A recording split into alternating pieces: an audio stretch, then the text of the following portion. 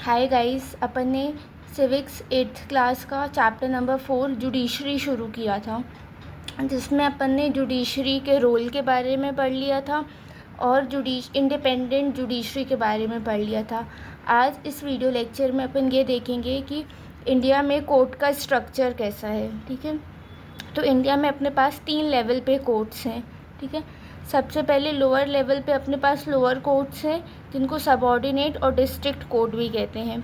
तो lower court के साथ ही ज़्यादातर लोग इंटरेक्ट करते हैं और लोअर कोर्ट मेनली डिस्ट्रिक्ट, तहसील या टाउन लेवल पे होते हैं।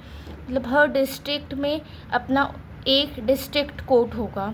ठीक है, फिर सेकेंड लेवल पे अपने पास हाई कोर्ट है। ठीक है, हाई कोर्ट हर स्टेट में एक होता है, हर स्टेट के पास अपना एक एक हाई कोर्ट होता है। ठीक है, जो कि उस स्टेट का हाईएस्ट कोर्ट रहता है।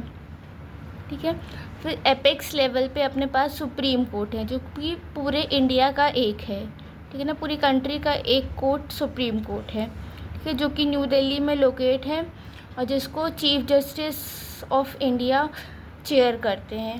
ठीक है, इसके अलावा जो सुप्रीम कोर्ट डिसीजन लेता है, जो सुप्रीम कोर्ट जजमेंट देता है, वो इंडिया के सारे अदर कोर्ट्स पे बाइंडिंग रहती है। मतलब उस जजमेंट के ख़िलाफ़ या उस जजमेंट के अलावा कोई और कोर्ट कोई दूसरा जजमेंट नहीं दे सकता है। और जो जजमेंट सुप्रीम कोर्ट देगा या जो डिसीजन सुप्रीम कोर्ट लेगा, वो सारे कोर्ट्स को फॉलो करने पड़ते हैं। ठीक है, तो देखिए 3 लेवल के कोर्ट तो हैं इंडिया में, लेकिन क्या इन तीनों लेवल के बीच में कोई कनेक्शन है? तो यस, ऑफ कोर्स कनेक्शन है, क्योंकि इंडिया में अपने पास इंटीग्रेटेड जुडिशियल सिस्टम है।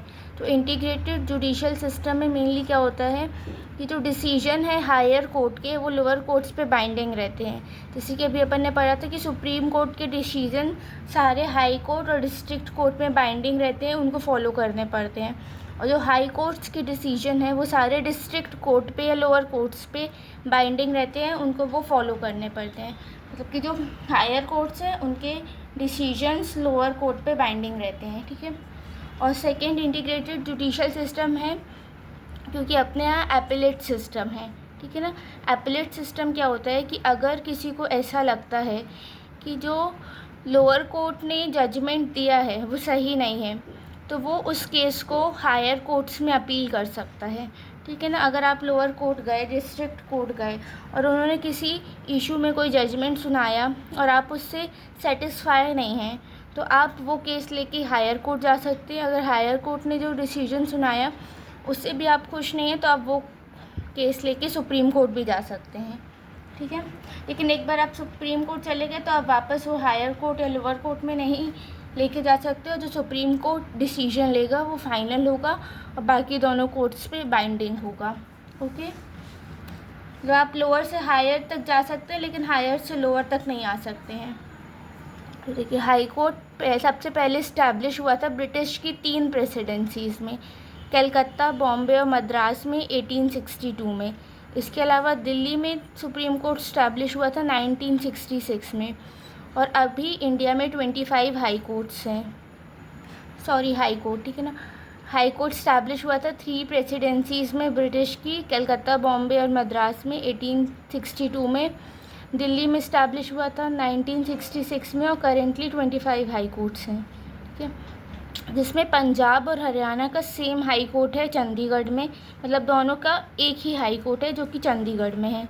ठीक है ना, और जो अपने नॉर्थ ईस्टर्न स्टेट हैं जैसे असम, नागालैंड, मिजोरम, अरुणाचल प्रदेश, इन चारों का भी एक सिंगल हाई कोर्ट है गुवाहाटी में।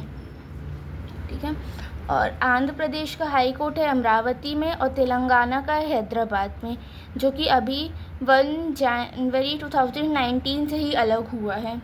ओके, तो एपेलेट सिस्टम क्या होता है अब अपन एक केस से समझते हैं। State Delhi administration versus Lakshman Kumar and other 1985। तो ये केस है 1985 का। तो देखिए क्या हुआ था 1980 में, जो लक्ष्मण कुमार है उनकी शादी 20 साल की सुधा से हुई थी। ठीक है ना, वो लोग दिल्ली में एक फ्लैट में रह रहे थे और उनके साथ लक्ष्मण का भाई और उनकी फैमिली भी रह रहे थे। ठीक है, तो 2 दिसंबर 1980 में सुधा की डेथ हो गई। ठीक है, तो उनको सुधा की डेथ हॉस्पिटल में हुई जलने की वजह से। तो उसकी फैमिली ने कोर्ट में केस कर दिया। तो जब ट्रायल कोर्ट मतलब डिस्ट्रिक्ट कोर्ट में केस हुआ तो डिस्ट्रिक्ट कोर्ट ने सुधा के और लक्ष्मण के 4 नेबर्स को बुलाया विटनेस के लिए। तो जब उनके 4 नेबर्स को बुलाया तो उन्होंने लक्ष्मण के अगेंस्ट स्टेटमेंट दिया। उन्होंने बोला कि 1 दिसंबर को लक्ष्मण के घर से चिल्लाने की आवाज़ आ रही थी, तो हम लोग उनके घर जाके देखे तो वहाँ पे सुधा की साड़ी में पूरे में आग लगी हुई थी। तो फिर हम लोग ने जल्दी से बोरे से और ब्लैंकेट से सुधा को ढक के उसकी आग बुझाई। तब सुधा ने बोला था कि उनकी मदर इन लॉ जो है, उनकी सास जो है, उन्होंने उन पे केरोसिन डाला था और उनके जो हस्बैंड है उन्होंने आग लगाई थी। और जब ट्रायल हो रहा था तो सुधा की फैमिली और नेबर्स ने ये भी बताया था कि जो सुधा के इन लॉज है वो सुधा को टॉर्चर करते थे, क्योंकि वो एक कैश, स्कूटर और फ्रिज डिमांड कर रहे थे सुधा के फर्स्ट चाइल्ड होने में, ठीक है ना। तो जब सुधा का फर्स्ट चाइल्ड हुआ था तो सुधा की फैमिली से सुधा के इन लॉज कैश, स्कूटर और एक फ्रिज मांग रहे थे, ठीक है। तो ट्रायल कोर्ट ने उन लोग को कन्विक्ट किया, लक्ष्मण को, उसकी मदर शकुंतला को और उनके brother in law Subhash Chandra को, और सबको डेथ पेनल्टी सुना दी, ठीक है। इसके बाद जो एक्यूज्ड हैं मतलब जो लक्ष्मण कुमार हैं, उन्होंने नवंबर 1983 में ये केस हाई कोर्ट में अपील कर दिया, ठीक है ना। ट्रायल कोर्ट के वर्डिक्ट के अगेंस्ट केस को हाई कोर्ट में अपील कर दिया। तो जब हाई कोर्ट ने दोनों तरफ के लॉयर्स की आर्ग्यूमेंट सुनी तो हाई कोर्ट ने ये डिसाइड किया कि सुधा की डेथ एक्सीडेंटल फायर की वजह से हुई है और तीनों को निर्दोष कर दिया, ठीक है। लेकिन जो 1980s का टाइम था, अपन ने इससे पहले भी पढ़ा था कि उस समय डोमेस्टिक वायलेंस के ख़िलाफ़ बहुत ज़्यादा आवाज़ उठ रही थी अलग अलग इंडिया के अलग अलग पार्ट से। तो बहुत सारे अलग अलग वुमेंस ग्रुप हैं, वो वुमेंस के ख़िलाफ़ जो टॉर्चर हो रहा है उसके ख़िलाफ़ आवाज़ उठा रहे थे। तो ऐसे ही एक women group Indian federation of women lawyers ने ये केस सुप्रीम कोर्ट में अपील कर दिया, क्योंकि उनको लगा कि हाई कोर्ट ने जजमेंट से वुमेन की कंडीशन और ख़राब हो सकती है और उनको जस्टिस नहीं मिला, ठीक है ना। सुधा को जस्टिस नहीं मिला हाई कोर्ट के फैसले से।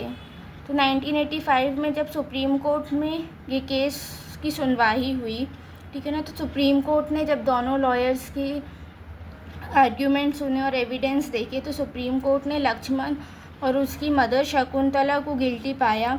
लेकिन सुप्रीम कोर्ट के पास उनके ब्रदर इन लॉ के ख़िलाफ़ कोई इनफ एविडेंस नहीं थे, तो उनको निर्दोष घोषित कर दिया। और सुप्रीम कोर्ट ने ये डिसाइड किया कि जो अक्यूज़्ड हैं लक्ष्मण और उनकी मदर शकुंतला, उनको लाइफ इम्प्रिजनमेंट के लिए भेजा जाएगा, मतलब कि उम्र कैद के लिए, ठीक है।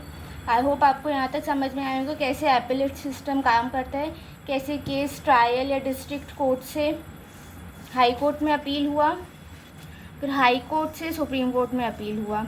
Okay, thank you for watching.